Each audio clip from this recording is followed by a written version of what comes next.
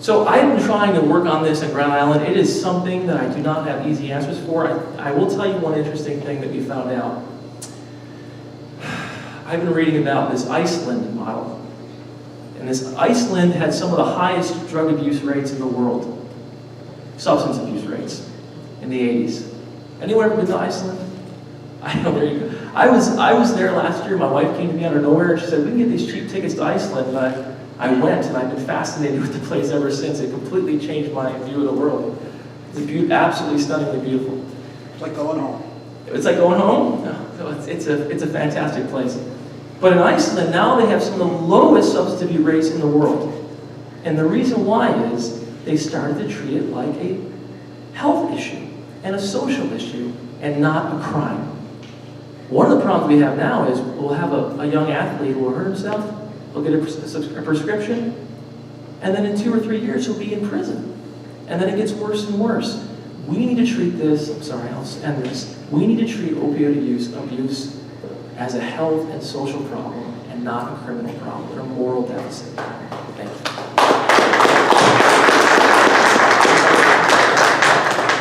Thanks, Nate. We'll keep the microphone with you for the next question so that you're first up. I appreciate everybody paying attention to the time because I know we have a lot of people with questions. My bad, I'll ask one. That's okay. This question comes from Bill Lattin. It appears the NRA owns Republicans. How do you feel about accepting funds from the NRA to run for Congress? And I'll let you expand on that from there on funding. I have signed a pledge that I will not accept a dime from the NRA.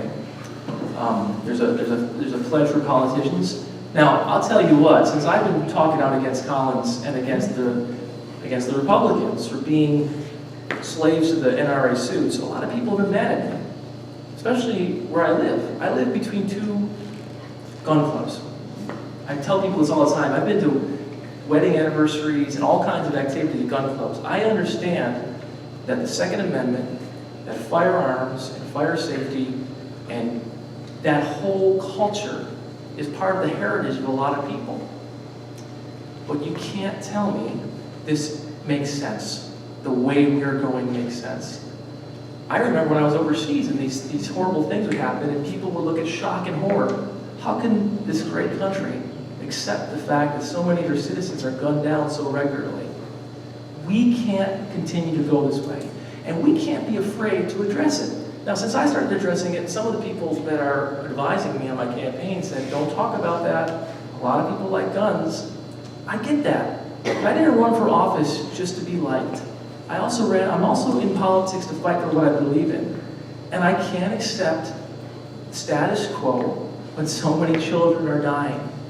So I believe in universal background checks. That should not be controversial. If you're going to buy a gun, we should understand who you are. Do you have a history of domestic violence? Do you have a history of violence, period? Do you have a history of mental illness? We're not checking. There are so many loopholes. The second thing I would do is you can't give... I was talking to an FBI agent the other day, a friend of mine, and I said, what do you think about all this? And he said, if you want a gun like that, you should be in a uniform. And the second thing he said is, a lot of people won't say this, but law enforcement does not want people with having guns like that on the street. Because we're the ones who have to go to homes, we're the ones who have to pull people over, we're the ones who have to deal with it. I believe what George Orwell said. The rifle on the home of a laborer's house is a symbol of democracy. I get that. And I think that firearms help protect us in the civil rights movement and help protect America. And also do fight against tyranny. Not just the tyranny of some big government, but some local bully as well. But if you think having military weapons in the hands of people so easily, having people being able to get guns that really shouldn't have them, and having a situation where so many people are dying makes sense, I simply don't agree with you, and I will not accept NRA money or support. Thank you.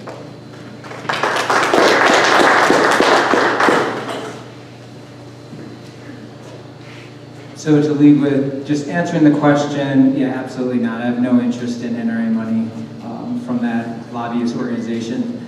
But regarding the Second Amendment, I am I'm a proponent of the Second Amendment. I believe in the hunter's right to own a lawful weapon. But that being said, we have a mass shooting epidemic in this country that is uniquely American. Another country has this issue that we have. And the weapon of choice is an AR-15. Now, this Armalite rifle is designed to kill as many people as humanly possible on the field of battle. And trained soldiers go through something called boot camp to hold one of those weapons. I don't believe a hunter needs an AR-15 to go hunting. If they do, I think they're doing it wrong. So the opportunity here is we have a problem, and anyone, if it's our friends on the Republican conservative side, or even on the liberal and the Democrat side, that there's no solution for this except thoughts and prayers. I ask, where are you getting your money? So this is what it comes down to. Universal background checks, a ban on bump stocks, allowing the CDC, Center of Disease Control, to study our gun violence. That is by repealing the Dickey Amendment. And that came about in, 1994, I think, 96, 92, was around that era. And that wasn't even that wasn't an omnibus bill. So it got to the point that that representative put that in there and allowed the CDC not to study gun violence because they're afraid of what it's going to produce. So I think universal background checks, overturning the Dickey Amendment, a ban on bump stocks, I think it's a good place to start. So thank you.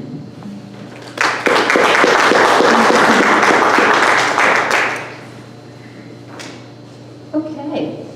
We have a question that was covered in a couple of different ways from a couple of different people. Shirley Nigro, Jason Dragon in particular. So we're translating from a couple of related questions. As you've traveled through the district, what have you learned about our small businesses, their vitality, and their needs? So small businesses are the lifeline in the blood of all of our communities. And the problem that we have right now is each of our rural towns are hemorrhaging population. And the reason why is because of opportunity, economic development, jobs that are not here anymore. So what happens to our small businesses is when population decreases, services decrease. When population decreases, you have less customers. Less, tax dollars that go into the system so you have good roads, bridges, things that we need like rural infrastructure, like rural internet. Allowing our small businesses to thrive and at least be competitive. Because how can you compete? Let's just say you have, actually I could speak firsthand about this, a wool shop. I know way too much about wool now, so we sort of pivoted into that a little bit with the inn. And how can we compete against an Amazon when our internet is spotty? And we made jokes. We were just at Spectrum News not too long ago, and we're just like, hey, can you just toggle the Mumford-Leroy switch? And it comes down to the fact that we need a lot. So what small businesses need is regulations that, well, they don't need this, regulations that hurt their businesses in the sense of paperwork that doesn't add to your bottom line. I think it's a waste of time and effort. I believe that we need economic development that allows our youth to stay, and it has a people-first approach. Because right now, what we have is, we have economic development that gives away the farm, so to speak, with our tax dollars. And it goes to these wealthy corporations with no teeth to it, So when it comes down for that cycle to come back and you go to the corporations and say, hey, it's time to pay your fair share in taxes, they decide to say, nope, I'm going to go to another state or I'm going to go to another country. So it's a trickling effect because we have an opportunity to flip the switch on trickle-down economics. And I think it just permeates through our complete society to the point that it hurts our small businesses, even hurts our big businesses, but they're easily to adapt. So I guess I'll just leave you with that what I'm hearing is you need a lot of help, and it comes down to education, it comes down to unnecessary regulations, and it comes down to growing our rural communities. Thank you.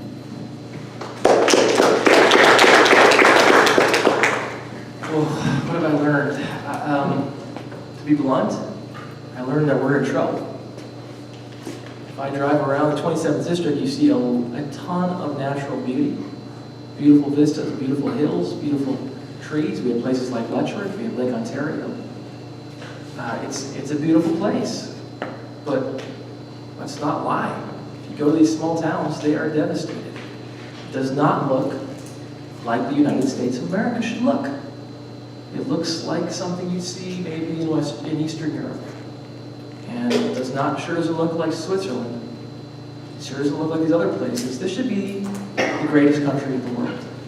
With the wealth we have, with the resources we have, with the fact that we're wasting trillions of dollars fighting wars that nobody wants, illegal wars that nobody wanted, that we're wasting our birthright, and meanwhile, places here in the 27th district are emptied out. I mean, some of these small towns I look at, they'll have nothing but, one store I saw the other day, I looked in the window and they seemed only to have old baby clothes. It's a crisis situation. When you're losing this much population, you're in a crisis. Now, I do not believe government is the answer to all our problems. But we've been given a lie for the last 30 years that government is the problem. And that government is always bad. We were told, what's Ronald Reagan's line? The worst words you can hear are, I'm here from the government and I'm here to help. There's worse than that. There is no government and no one is going to help you.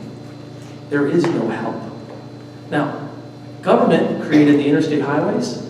They created the satellites above us. They created the internet. How many of you went to a public school, maybe the University of Buffalo, or maybe Geneseo, or maybe a community college? Government creates great opportunities when done right. 1 minute remaining. We need to invest in infrastructure, in broadband that will help our businesses thrive, and in things that will help our community compete with the rest of the world. Now, where we have advantages is in agriculture. I say this often, but if you go overseas, you go to China, for example, most of it's not arable. It's desert. We have great advantages here. We have a great tourism economy. 30 seconds remaining.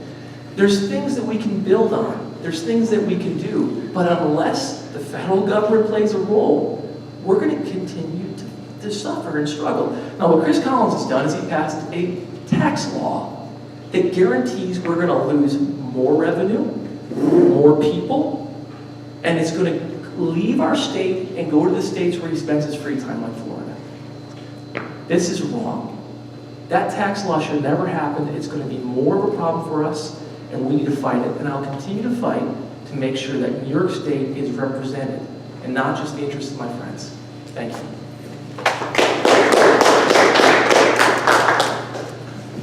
Thanks, Nate. Next question from Ted Swierczynski. I hope I'm getting that close. Yes. I am. Good. Okay. Veterans care. Privatization, keeping it public, where do we go? We have to make it public and guarantee it's more accessible and available. If you go to Canandaigua, you have the call center there. We should be very proud of that call center when it's done. Can you imagine that we live in a country where we send these young men overseas to face people they don't want to fight, to do things they don't want to do, that they've taken the duty on to do, and they come back to America and they don't have access to care. It's shameful. It's wrong. Veterans care should be a top priority for the United States. I'm going to leave it as simply as that. It cannot be privatized. It will hurt us more. It'll take away the opportunities for us to take care of our soldiers, and it will lead to more problems for our society. The care of veterans should be of utmost public importance, and we cannot leave that to the whims of the free market.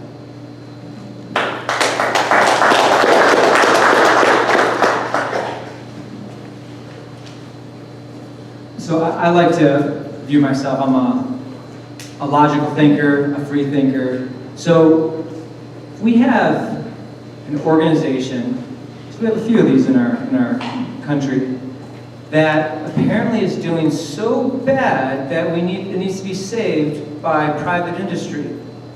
Veterans Health, Social Security, Medicare, these are all very well-run programs.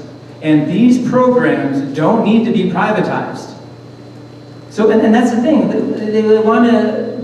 I should say, trickle-down economic thinkers, these last 30 years of how our society has been run, thinks that by privatizing something, it'll make it better. And that's just wrong thinking. So, because when you privatize it, this is what happens. We're already paying for it in our tax dollars, and then we get to pay for it again. And even more, because a private corporation,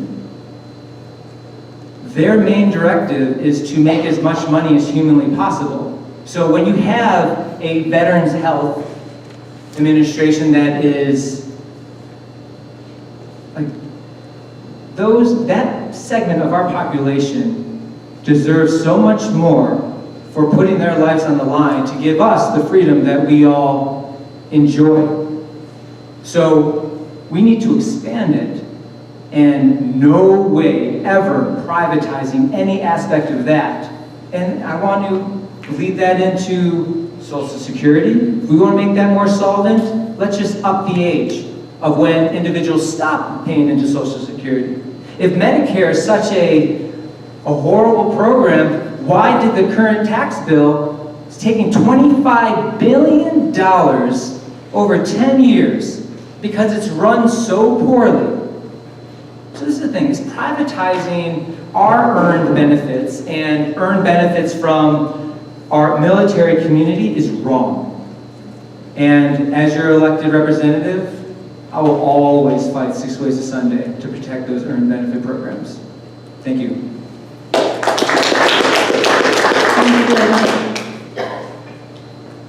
A question from Joyce Riley.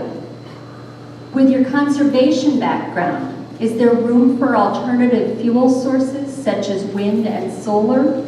If so, where? How? Yes. So I believe that we need to transition into 100% renewable economy. We could do that by protecting our blue-collar jobs while expanding our green-collar jobs. This is Western New York. We have a history of manufacturing. We have a history of hard work. So why don't we just do it for a product that the world needs? Through my travels meeting farmers, something that I cannot stop thinking of is an agricultural digester. So I'm not sure if people know what that is, but to simplify it is you shovel manure into this device. Kilowatts rise to the top. Nutrient-rich fertilizer sinks to the bottom. So that fertilizer shores up our crops. Better yield. Kilowatts that rise to the top is a renewable biogas. So farms that I'm talking about is 100% off the grid. 0 carbon footprint. And on top of it, it's not even just that. By taking that 15% pollution high, because that's what agricultural runoff is. So you can break it down to any community, any state, any country. Agricultural runoff is roughly around 15%. Imagine taking that out of the equation. We go renewable, it creates jobs, and on top of that is think about the ancillary businesses from that. Because you just can't go full manure, since we're talking about it already. You gotta work the pH balance. So now we get to talk about food waste. You can think about maybe doing this municipality or private. Either one, the outcome's the same. We're a much more healthier economy. We have another revenue source for our family farms that are hurting anyhow. So there's a lot of opportunity, and that's just one. Outside of, at my family's bed and breakfast, we're currently investigating putting in a hydro turbine. And just briefly, we got some engineers out there, and the water flow over our spillway is 15,000 to 50,000 gallons per minute. What that means is 10 kilowatts to 240. We have opportunities everywhere to create jobs, to create energy, and to transition 100% to a renewable economy. And I believe Western New York could lead the way. Thank you.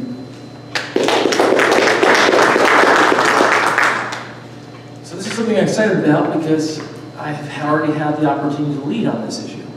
If you look up Grand Island and solar and renewable, you can see the things we've done. We are going to build, and we are currently building, over 50 megawatts of solar energy on Grand Island. To put that in perspective, we are going to be able to power half the needs of a community that rivals the population of the entire county here. It's not quite, but it's a large population. 50% of our needs through solar energy. And where does that solar energy go? Is it awful? Is it ugly? It's an industrial space that has been left vacant for generations along the side of the thruway. I want to put up a sign up that shows a ticker that shows Grand Island is creating this much electricity every single day. And this is not just normal solar parks, these are community solar projects. So you can call, subscribe, and have the energy sent to your house. You don't got to put it on your roof. Now, how do we do that? I mean, when we can talk in this room, we can talk on Facebook, we can talk about how these projects are done. The reality is how they're done is a million painful steps. From meeting with the potential investors and convincing them you're the right spot, to talking to the community, to addressing concerns. I remember I had people yelling in my face about how firefighters aren't going to be able to put out fires because if you put water on it, the electricity is going to shoot at them and come through the water and blow up the fire truck. I mean, we had to deal with this type of discussion. And millions of little steps got us to where we are now to actually investing in solar energy and renewable energy. Now we're trying to work on wind power. There's a place on Grand Island called Branches Niagara. And they can operate their whole facility, or a large portion of it anyway, on smaller, not those big ones, smaller wind generators. So we're starting the process again. We're talking to the community and people are addressing their concerns. But these are things that I'm actually working on, and I believe in wholeheartedly for the future of our country, for our national security, for the efficiency of our companies. We need to do this. We need to invest in renewable energy. One more anecdotal story. So Fresenius Kabi is a big pharmaceutical company that exists on the island. They're all over the world. They're a huge taxpayer for us. They came in yesterday and gave a presentation, and they said, we don't have enough power. We don't have enough energy to expand, and there's other opportunities for us. And I said, are you aware of the community solar projects we're working on? And they said, no, we're not. I go, I need to put you in touch with these people because this is going to help you stay on Grand Island. So renewable energy is the path forward. It's something I've done. It's something I believe in and will continue to fight for.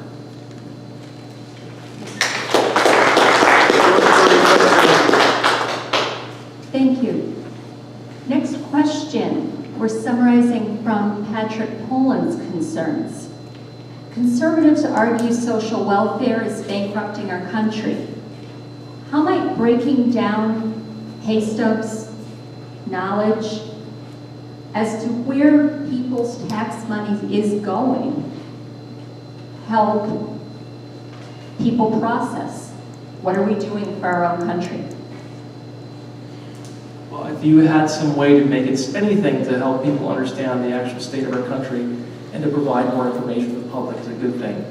But to the issue of social welfare, it does aggravate me and maybe many of you in this room when we're labeled as the party of giveaways and handouts. I say this often because I believe it. They have done a great job marketing us as this party of freeloaders. We're not. We're the party of fairness. We're the party that says if you worked your entire life and you've earned Social Security and paid into it, you better be able to keep your Social Security. We're the party that says if you worked a full week wages, you deserve a paycheck that helps support your family. We're the party that says regardless of your gender, or race, or socioeconomic background, you should be treated fairly. We need to assert this more boldly as a party because we have been labeled the wrong way. The party of freeloaders is not our party. We know whose party it is. Aren't you sick of living in a country where the most entitled, the richest, the laziest, the people who go on vacations every week and have giant yachts keep telling us, you gotta work a little harder. You need to try harder. Maybe you'll get a piece of that American dream. The reality is, we need to demand fairness. And fairness also means social programs that give people a hand up. I'll tell you right now, I told you my story in the beginning. I'm somebody who grew up going to school with holes in my shoes, with clothes that I was embarrassed of, clothes my mom made. And I wouldn't have made it if I didn't have access to good public schools. If my mom did not have access to Social Security survivors benefits. Because of that, today I can contribute to my society. Today I can run for Congress. Today I can be a supervisor of a town I love. Today I can be a taxpayer. But because I had that hand up, I was able to do that. We have to remember we are the party that makes things fair.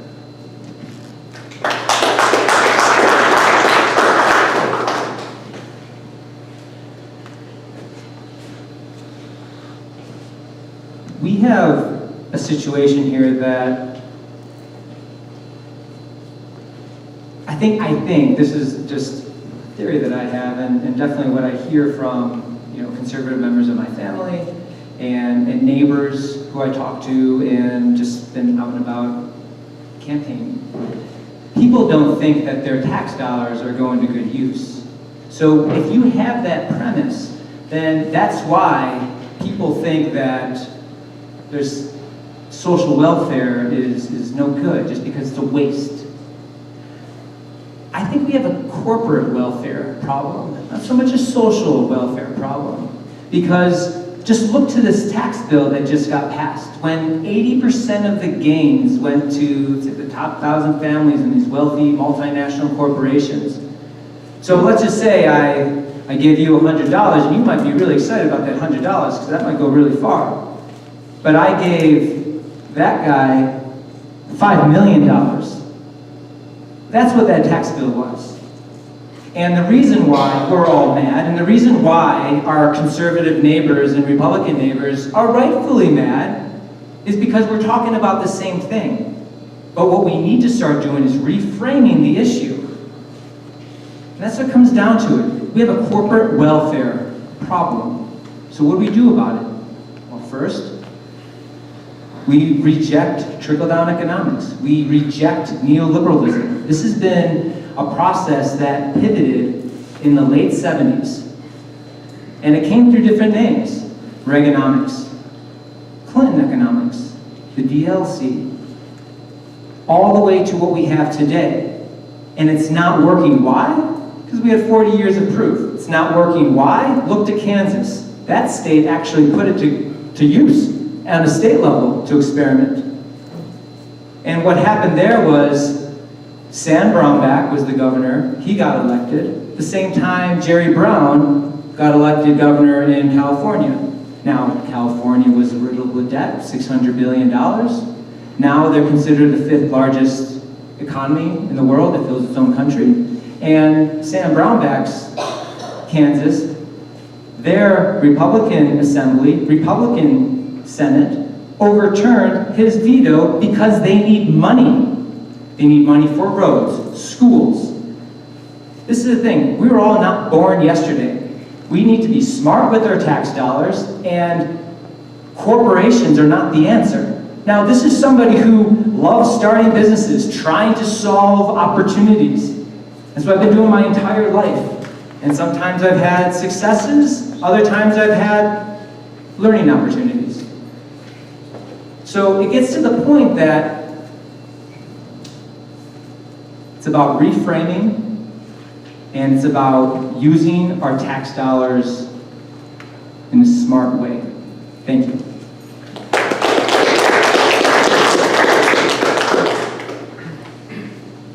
Okay, thank you very much. We know the time is limited, so we're trying to select and get those last topics in. A question from Robin Dunnington.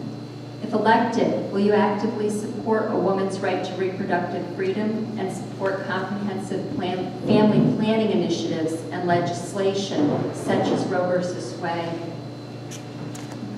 Yeah, absolutely. Absolutely. This is a freedom issue. And this is how, like I spoke about it before, it's reframing arguments that, honestly, some of these words were used by, or were developed by Frank Lutz of the world, who are conservative think tank people that would get Democrats to use words that are weak. No, this is a freedom issue. Being pro-choice is allowing a woman's body, her right, her body, her right. That's what it comes down to. And that doesn't mean that you're pro-abortion or anti-abortion. This is a freedom issue that if, at the end of the day, behind closed doors, if you choose to have an abortion, you should have that right. If you don't, you should have that right. That's what it comes down to. It's a freedom issue. And I will always defend each and every one of you, my community, everyone in this country, with the freedoms to be a human being. So, Planned Parenthood, I think you mentioned, 100%. I think it's a very, very important organization that does a lot of incredible work. Roe versus Wade, absolutely. So this is what it comes down to. Being pro-choice is being pro-freedom, and that's what it comes down to. So thank you. I believe in a woman's right to choose. I believe I will fight to protect it. It's a health issue as well. If you look at countries that have actually tried to prevent abortion, the results have been horrific. It's been attempted in the former Soviet Union, some of the satellite states of the former Soviet Union. And what it resulted in is the deaths of mothers and daughters and children. It was a horrible thing. Now, I do understand how this is a very sensitive issue to a lot of people. How could it not be? I do think it's been framed wrong. It's been framed in a way to think that some people are just lasciviously going out and using this as some kind of way